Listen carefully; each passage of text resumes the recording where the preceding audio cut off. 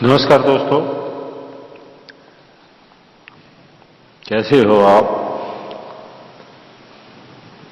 सुनिए एक और कहानी, और कहानी सुनकर मेरे चैनल को सब्सक्राइब करने की भी थोड़ी कृपा कीजिए। तो सुनिए कहानी। बहुत समय पहले की बात है। किसी गांव में शौरी नाम का एक युवक रहता था। शौरी सुंदर युवक था, अक्लमंद, चुस्त और साहसी था। बचपन में ही उसके माँ बाप गुजर चुके थे। उसकी नानी ने ही उसको पाल पोस कर बड़ा किया।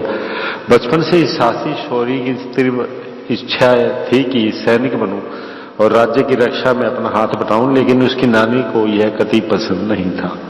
वह कहा करती थी कि इस दुनिया में तुम्हारे सिवा मेरे और कौन है। इस बुढ़ापे में तुम ही मेरे एकमात्र सहारे हो, तो मैं तो किसी भी हालत में तुम्हें सैनिक बनने नहीं दूंगी। सैनिक की जिंदगी खतरों से घिरी हुई है। मालूम नहीं शत्रु कब आक्रमण कर दे। जब अपने दुश्मन से लड़ोगे तो जिंदगी का क्या भरोसा। शौर्य ने अपनी नानी को समझाते हुए कहा, नानी मैं अपने लिए नहीं लड़ रहा हूं, देश के लिए लड़ूंगा।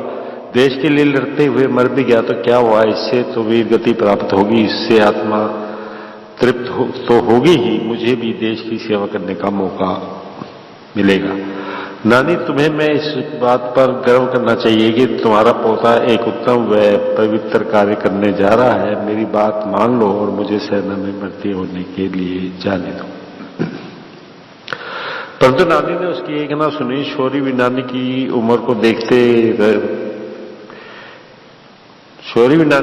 दृष्टि में रखते हुए चुप रहा, परंतु सैनिक बनने का उसका निर्णय अटल और दृढ़ था। नारी की मरते ही अपनी इच्छा की पूर्ति के लिए वह राजधानी निकल पड़ा। रास्ते में उसे घने जंगल में से होते हुए जाना पड़ा। जंगल में प्रवेश करने के बाद उसे एक बर्राई हुई आवाज सुनाई पड़ी, रुक जाओ। जो कदम उठाया उसे नीचे मत रखना। उसने देखा कि बगल के टीले पर एक कुरूपी आदमी खड़ा था। उसी ने शौरी को रुकने के लिए कहा था। शौरी ने उठाया हुआ अपना कदम वैसे ही रखा और कुछ कहने ही वाला था कि उस कुरूपी ने कहा कि जहां तुम कदम रखने वाले हो ठीक वहीं एक बड़ी चींटी है। प्राण भय से उसने चीत्कार किया। उस चीत्कार से मेरा दिल दया से पिघल गया है। शौरी ने झुककर देखा तो सचमुच वहां चींटी थी। शौरी ने कहा, इसका तो मुझे विश्वास नहीं होता कि उस चींटी के चीत्कार को तुमने सुना है। टीले पर चढ़ते हुए उसने कहा। इस पर कुरूपी ने कहा, मेरा नाम धवनी है, छोटी छोटी आहट को भी सुन सकता हूं। और फिर धवनी ने दीर्घ श्वास लेते हुए कहा, इस विकृत रूप के कारण सब मेरा अपमान करते हैं। इससे अच्छा तो यही है कि मैं अकेला रहकर जंगल में प्रशांत जीवन बिताऊं, इसलिए यहां रहता हूं। शौर्य ने बड़े प्यार से उसकी पीठ थपथपाई और कहा, तुमने अपराध नहीं किया है, फिर भी अपने आप दंड क्यों भुगत रहे हो। मैं सैनिक बनकर देश की सेवा करना चाहता हूं, इसलिए राजधानी निकल पड़ा हूं। तुम्हारी भी सेवाओं की जरूरत देश को है, तुम भी मेरे साथ चलो। धवनी ने हाँ कहा। उसके साथ चल पड़ा। दोपहर के समय उन्हें प्यास लगी तो दोनों पानी के लिए ढूंढने लगे तो पत्थरों से भरे एक टीले से उन्हें आवाज सुनाई पड़ी, कड़ी धूप है, थोड़ी देर यहां विश्राम करके जाओ। जिस आदमी ने ये बातें कही थी वह धवनी से भी बता था। उसके दिए हुए पानी को पीकर दोनों ने अपनी प्यास बुझाई। अपने कपड़ों के पीछे कमर में तुमने पैसों की थैली बांध रखी है, उस थैली की एक गांठ खुल गई है, और एक गांठ खुल जाए तो पैसों की थैली नीचे गिर जाएगी, उस बद्दे आदमी ने कहा। शौरी ने उससे पूछा, कपड़ों के पीछे बंधी पैसों की यह थैली तुम्हें कैसे दिखाई पड़ी। मेरा नाम दृष्टि है, दीवार के उस तरफ की वस्तुओं को भी मैं देख सकता हूं, उस बद्दे आदमी ने कहा। शौरी को इस पर बड़ा आश्चर्य हुआ और उसने कहा, तो बहुत अच्छा, तुम्हारे पास इतनी उपयोगी कला है, परंतु क्या लाभ, इससे देश का कोई उपयोग नहीं होता। तुम भी हमारे साथ राजधानी आओ और देश की सेवा में हाथ बटाओ। दृष्टि भी उनके साथ साथ चल पड़ा। वे तीनों जब जा रहे थे तब धवनी ने ये कहते हुए उन्हें रोका, ठहरिए, बाघ के आने की आवाज सुनाई पड़ रही है, लगता है वह पास ही है। कहकर आगे बढ़ते हुए शौरी, धवनी और दृष्टि को उसने रोक दिया। बाघ झाड़ियों से बाहर आकर उन पर झपटने की तैयारी ही में था कि इतने में झाड़ियों से बाहर आकर उन पर झपटने की तैयारी ही कर रहा था कि इतने में एक चट्टान उस बाघ पर आ गिरी। उस चोट से बाघ नीचे गिर गया और रक्त सिक्त होकर जमीन पर लौटने लगा। तीनों आश्चर्य में डूब गए। शौर्य ने सिर उठाकर देखा तो एक बेडौला आदमी वहीं खड़ा था। शौर्य ने अपने प्राणदाता को संबोधित करते हुए कहा, देखने में बहुत ही बलहीन लग रहे हो, इतने बड़े चट्टान को उस बाघ पर कैसे गिरा पाए? उस बेडौला आदमी ने ठठाकर हंसते हुए कहा, पूछते हो कैसे? अपनी इन आंखों से अपनी आंखों को इशारा कर दूं तो बस बड़े से बड़ा चट्टान भी जहां मैं चाहूंगा वहां गिरेगा। मेरा नाम शक्ति है। तो तुम्हारे हमारे साथ आना ही होगा। शौर्य ने अपने वाक चतुर से उसे भी मना लिया और शक्ति को लेकर भी वो राजधानी की ओर चल पड़ा। चारों अंधेरा होते होते एक ऊंचे पहाड़ के निकट पहुंचे। उस पहाड़ पर एक पुरानी जमीन का एक किला था। पहाड़ के नीचे की गुफा को दिखाते हुए दृष्टि ने कहा, आज रात को यहीं आराम करेंगे। गुफा में हवा नहीं आती है। आज रात को पहाड़ पर स्थित उस किले में विश्राम करेंगे। शौर्य ने कहा। चारों पहाड़ पर चढ़ गए। किले के मुख्य द्वार बंद था। द्वार के ऊपर हजारों चमगादड़ लटक रहे थे। शौर्य ने द्वार को जैसे ही जोर से पीटा, चमगादड़ इधर उधर उड़ गई। किले में क्या है ये सब दृष्टि देख पा रहा था। एक बुढ़ा राक्षस झुकी कमर लिए धीरे धीरे चला रहा था। दरवाजे के बगल में एक सुराग से उसने अपने सींग और नाखून निकाले और पहन लिए। दृष्टि ने देख लिया और बाकी तीनों से कहा, एक बुढ़ा राक्षस नकली सींग डाले दरवाजा खोलकर बाहर आने वाला है। नकली हुआ तो क्या हुआ, राक्षस तो राक्षस ही होता है।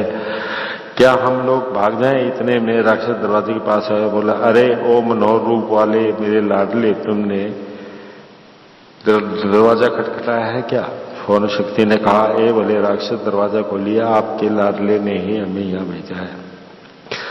राक्षस ने बड़े आतुर हो दरवाजा खोला और पूछा, मेरा लाडला कहाँ है? वह यहाँ कब आएगा? क्या अब भी मुझ पर वह नाराज है? यूं प्रश्नों के वह बौछार करने लगा। शौर्य ने कमजोरी का नाटक करते हुए कहा, सवेरे सवेरे निकले हैं, बिना कहीं रुके 10 कोस की यात्रा की है, तब जाकर आकाश को छूने वाले आपके इस किले तक पहुंच पाए हैं। थक गए हैं, नींद आ रही है, डर लगता है कि कमजोरी की वजह से हम कहीं धराम से नीचे ना गिर जाए। आज रात को यहां विश्राम करेंगे, कल सवेरे आपके लाडले की बातें विशद रूप से सुनाएंगे। शौर्य के जवाब से राक्षस संतुष्ट हुआ। उसने उन्हें खाने पीने के लिए टोकरी भर फल दिए, पीने के लिए तांबे के भरे बड़े बर्तन में पानी भी दिया। दरवाजे के पास एक कमरे में सोने का प्रबंध भी किया और कहा, अच्छी तरह सो जाओ, भूलकर भी किले के अंदर पैर मत रखना। बूढ़ा हूं इसलिए तुम लोग इस गलतफहमी में मत रहोगे। ये सींग, ये नाखून आदि नकली हैं।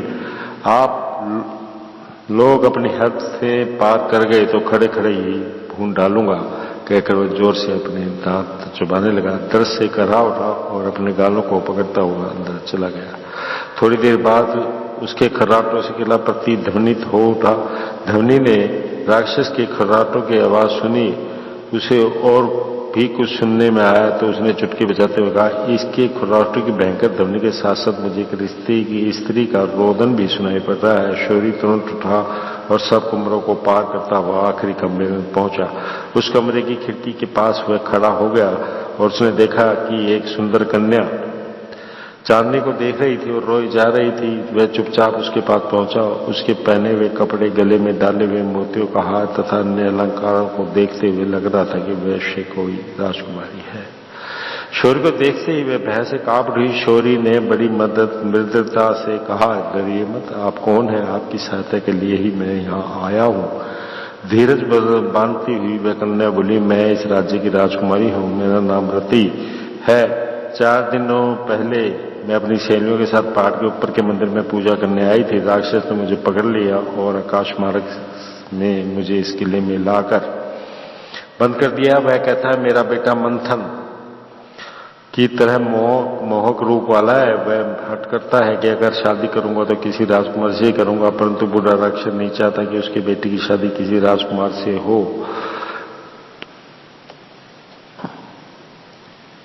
उसकी तो यही तीव्र इच्छा है कि ऐसी बहू आए जो उसे स्वादिष्ट मांसाहार खिलाए, खूब मेहनत करे। इस विषय को लेकर पिता और बेटे में झगड़ा हुआ। वह मनमत कहीं चला गया।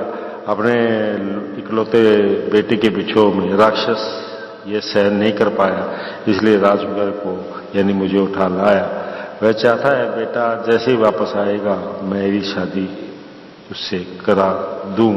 सूर्य ने सब कुछ सुना और जान गया। उसने राजकुमार को आश्वासन दिया, भयभीत ना होना, सूर्य के साथ साथ ही राक्षस से मैं आपको मुक्ति दिलाऊंगा। फिर मैं उन तीनों कुरूपियों के पास आया। सुबह होते ही बूढ़ा राक्षस भूल कर बिना सींगों व नखूनों के उनके पास आया और बोला, मेरा लाडला बेटा कहाँ है?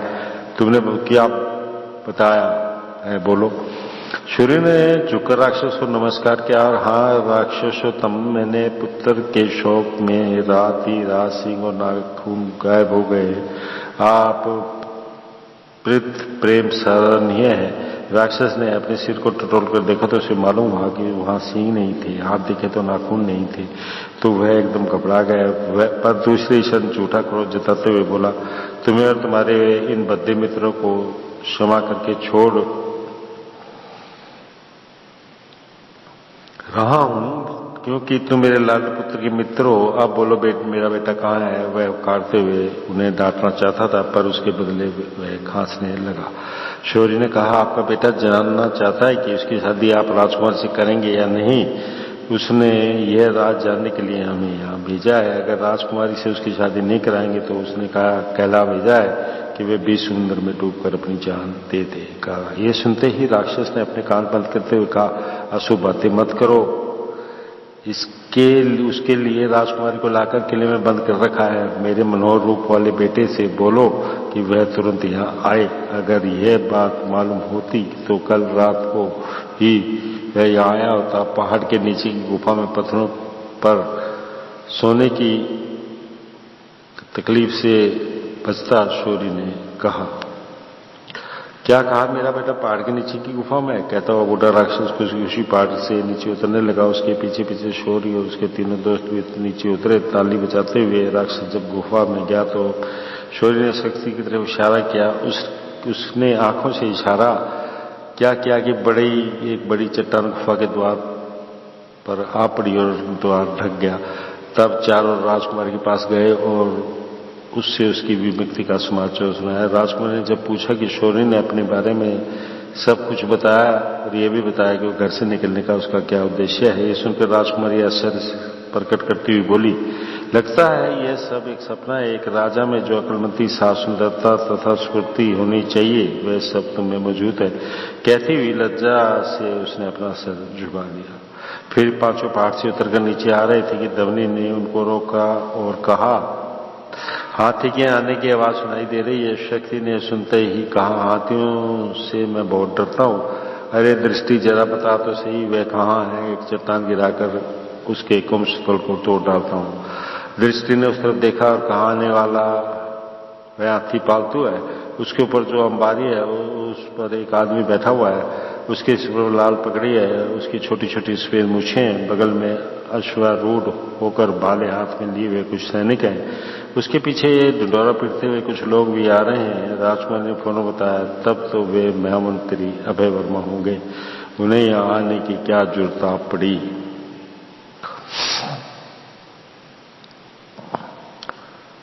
तब तक मौन धारण किए हुए शौर्य ने कहा, राजकुमारी अब हमें जाने की अनुमति दीजिए। अब अपने मंत्री के साथ अपने नगर वह रोक टोक पहुंच सकती हैं। मैं और मेरे दोस्त राजधानी जाएंगे। मुझे उम्मीद है कि राजा के दरबारी में अवश्य ही मुझे नौकरी मिलेगी। उसके बाद अपने इन शक्तिशाली मित्रों के लिए भी नौकरी ढूंढूंगा। राजकुमार ने झूठी नाराजगी से शौर्य को देखा, फिर पैरों से निकलती हुई हाथी की ओर तेजी से चलेगी। 15 मिनट के अंदर मंत्री अभय वर्मा वहां आया, हाथी से उतरा और शौर्य के पास आकर उसने हाथ पकड़ते हुए बोला, देशभक्ति तुम में कूट कूट कर भरी हुई है, इसलिए तुमने सैनिक बनने की ठानी। तुम राजकुमार से विवाह करोगे और हमारे महाराज के बाद तुम ही इस देश के राजा बनोगे। तुमने राक्षस पर ही विजय नहीं पाई है, बल्कि हमारी राजकुमारी के हृदय को भी चराया है।